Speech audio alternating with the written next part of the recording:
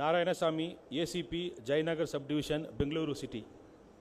V. Narayanaswamy ಅವರು 8 September 1972ರಂದು ಜನಿಸಿದ್ದು Kolar ಜಿಲ್ಲೆಯ ಬಂಗಾರಪೇಟೆ ತಾಲೂಕಿನ ದಸರಹೊಸಳ್ಳಿ ಗ್ರಾಮದಲ್ಲಿ ಹುಟ್ಟಿ 1999ನೇ ಬ್ಯಾಚ್ನ ಪೊಲೀಸ್ ಅಧಿಕಾರಿಯಾಗಿರುವ ಇವರು ಮೈಸೂರು ಜಿಲ್ಲೆಯ ಪಿರಿಯಾಪಟ್ಟಣದಲ್ಲಿ ತಮ್ಮ ಸೇವೆಯನ್ನು ಪ್ರಾರಂಭಿಸಿದರು.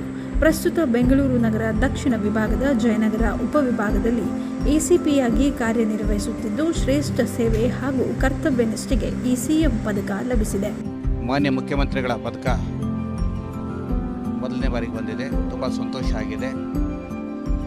ಜೊತೆಗೆ ಕೆಲಸ ಮಾಡೋರಿಗೆ ಹುಮ್ಮಸ್ಸು ಮತ್ತು ಹುರುಪು ಹೆಚ್ಚಿಸಿದಂತಾಗಿದೆ ಮತ್ತು ಜವಾಬ್ದಾರಿಯೂ ಜಾಸ್ತಿ ಆಗಿದೆ. ಇನ್ನಷ್ಟು ಕೆಲಸಗಳನ್ನು ಹೆಚ್ಚೆಚ್ಚಾಗಿ ಮಾಡೋದಕ್ಕೆ ಒಂದು ಪ್ರೇರಣೆಯಾಗಿರ್ತದೆ.